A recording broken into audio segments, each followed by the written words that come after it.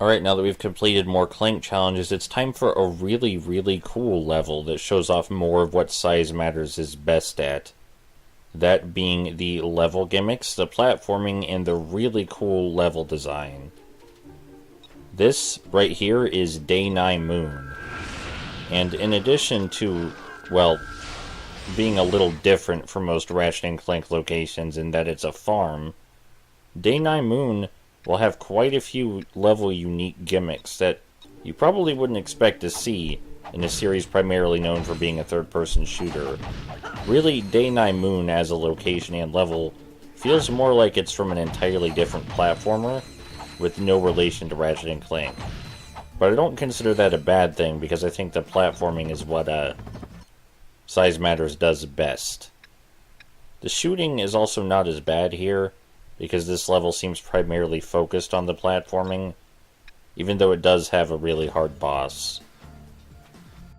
So the main gimmick behind Day 9 Moon is that it switches between day and night rather rapidly, and when it switches to night, the normally innocent sheep turn into monster sheep that will attack you, which is why I just obliterated them ahead of time, because otherwise they would destroy us.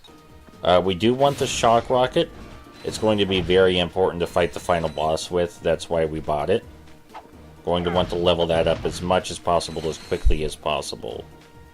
You may notice we also have new armor from playing minigames off screen. But yeah, as I said, the gimmick to Day 9 Moon is that it switches between day and night rather quickly. As you see, it just switched to night, which means these sheep will now attack us, as they are now monster sheep. It also makes for quite a nice and sudden visual change that I really appreciate. You can see the monster sheep inside there. The monster sheep are also a really fun enemy because they don't require too many hits to go down, and they're a fun gimmick and look nice in general. Hopefully you can see what I mean about this level seeming more like it's from a completely different platformer with no relation to Ratchet & Clank. The farm aesthetic, the gimmick of it switching between day and night and the sheep turning into monsters, the puzzle solving mostly reliant on watering plants and turning them into platforms, just doesn't feel very Ratchet and Clanky, but I think that's good for this game given that this developer hasn't really done the best job with the shooting in this game. The optional areas in this level are also a lot more fun to reach than the optional areas in the other levels. So I think that's even better, you know? It goes a long way toward making it feel like a platformer, as opposed to a shooter, which it is a bad one of those. It's not a very good shooter. It may surprise you to know that this is the third to last level in the game. This is the second to last planet in the game. It just seems like such a weird choice for the second to last planet. Like, you know, you go track Luna down on the Technomite homeworld. Here's one of the extra areas, by the way. Like I said, they're more fun to get to in this planet. But anyway, you know, from a narrative standpoint, you track Luna down to the Technomite homeworld, you figure that's where you'll confront Luna, but no. Luna blasts off to a nearby moon, a nearby farming moon, with a weird platforming gimmick that feels like it's from a completely different game series. And that's where you confront her. And it's also the second to last planet in the entire game. It's such a weird choice for a location this late in the game. Like, you figure this would be a much earlier location. This location is also where I got stuck for the longest time when I played this on the PSP. The shock rocket is great, by the way, because it arcs electricity between targets so it hurts multiple. It's most useful against a single target, as we'll see, but that's also very helpful. Anyway, I got stuck here for the longest time when I first played this on PSP, because the boss is pretty brutal, and I just didn't have the patience for the ass controls in the PSP version. The boss is much less terrible and hard in this version of the game. This upcoming area right here has demon sheep that spawn infinitely, well, not infinitely, but spawn, let's try this again. This area right here has demon sheep that spawn out of these hay bales. And we have to get rid of all the demon sheep before proceeding, otherwise they'll get us in the ass while we try to move forward with the platforming. It's alright, you know, being attacked from all sides from sheep that spawn out of hay bales. It's a unique situation. Maybe not gameplay-wise, but, you know, how often does something like this happen? It's just so weird. It feels like it's from some other PS2 era platformer. But looking at it from a game design standpoint, it's alright. You just turn the camera around in a circle and hold lock on until you find what you're trying to shoot. So it's nothing super special, but the shooting is better when it's simple like this and wedged between platforming. Because the platforming is the stuff you look forward to. Right, it is now day, we have survived the onslaught, and we can resume platforming. The best platforming in the game, in fact. That's not to say it's great or anything, but it makes really fun use of the mimic plants. And, as far as 3D platforming goes, you know, it's better than average. You know? You gotta press the X button at just the right time on these bouncy flowers. You gotta make good use of the hover mechanic. For how limited the platforming mechanics in this game are, it makes really good use of its gimmicks and the hover ability. Like, it actually requires genuine skill to platform through here, in addition to the gimmicks just being fun and unique for this level. As soon as we land, we're going to have to go on the offensive immediately because these guys, as you see, are just waiting here to wreck our shit. I like this area for combat because having this big building in the center to move around makes it a lot more fun to fight these guys. Anyway, as I was saying about the platforming, it's not going to blow you away or anything. It's not like super impressive, it's not the height of 3D platforming design. But it makes use of the very limited mechanics even if it does not explore them completely. And it doesn't outstay its welcome, most importantly. The platforming in this game never gets repetitive, unlike the shooting. You know, they use the gimmicks, I think I've already said it at least once, but they don't overuse the gimmicks, they use them just the right amount. You know, it's so weird, just a bit ago I recall complaining about how Monster High was using plants as bouncy platforms. This game does it too, but because of the visual design of the plants, you immediately know they're going to be bouncy. They're springy, they look way more cartoony.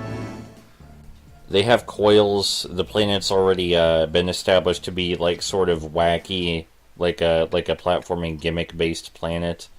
So like when you see the plants in this planet, you're just immediately like, oh yeah, if I jump on those, they're gonna bounce me. Because they have coils and look so cartoony and stretchy. If Monster High had similar visual language, then using plants for platforms in that game would also be a lot nicer. Nicer to the player, I mean.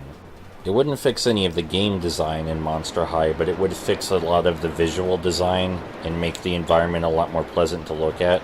Visual design is really important, and the wacky bouncy plants in this level fit a lot with the wacky farming setting.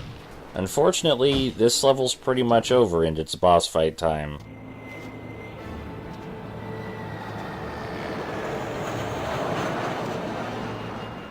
So this boss comes in multiple phases, and just like most of this level, it feels very un-Ratchet Clank for the most of it. The first phase is Luna flying at us in a crop duster, and we have to jump out of the way of the bullets. It's pretty simple. I guess you don't technically have to jump, you can just walk out of the way, but jumping makes me feel better. It's a pretty simple endless runner style dodge from one plane to the other sort of deal, except you have absolute control over Ratchet's movement. It doesn't matter all that much. It's really easy to avoid the gunfire. The game's really lenient with it. The second phase is more endless runner style platforming. We just keep jumping over and over and we'll be fine. This is arguably even easier than the first phase, since as long as you're double jumping, there's virtually nothing that can actually stop you. But it does look cool. You can say that about it. This is a very cool looking section, even if there's virtually no challenge to it. There is a third and final phase, though, because of course we actually have to fight Luna. We can't just run from her infinitely.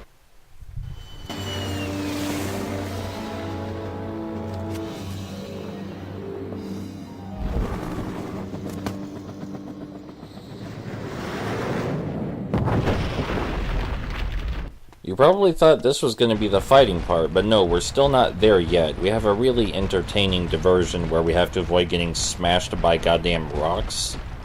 Usually I just walk around in a circle and, you know, swerve left and right to avoid the shadows. It's nothing too hard if you've ever done this avoid falling rocks shit before, but if you're new to it, it can be quite frustrating, as I found out when I played the PSP version and had not played many games with challenges like this previously.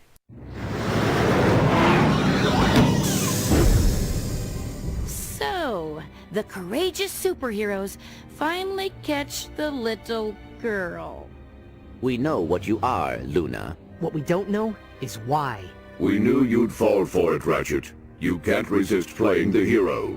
We just needed to get you to our lab so we could extract your DNA, and this was the easiest way to do it. But why do you need his DNA? We Technomites are tired of being taken advantage of. Everyone uses our technology, but no one gives us credit.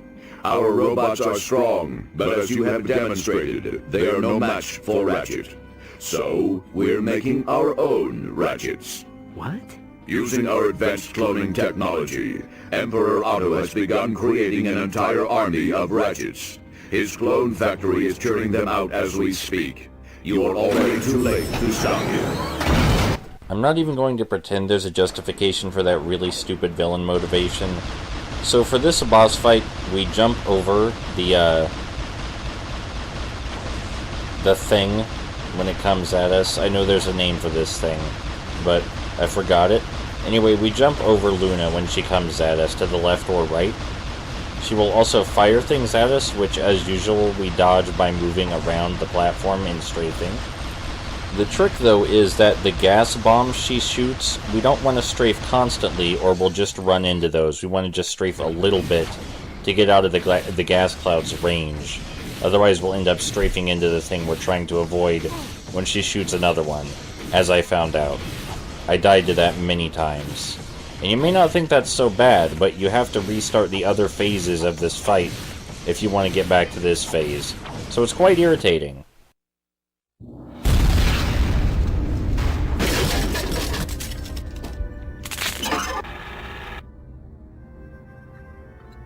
The construction of this robot is more advanced than anything I have seen. Hey, advanced or not, she took the factory coordinates with her when we, disabled her. I believe I may be able to interface with her to retrieve those coordinates. I don't know, Clank. Something this advanced must have security programs to keep you from doing that. I am sure I will have no trouble avoiding whatever security she has installed. Here we go. Past the cerebral shield. Avoid the mainframe intake security protocol. And... bingo. You got it? Yes. The coordinates are... Clank! Oh, no. Now what? I got it. Here I come, Clank. Hang on.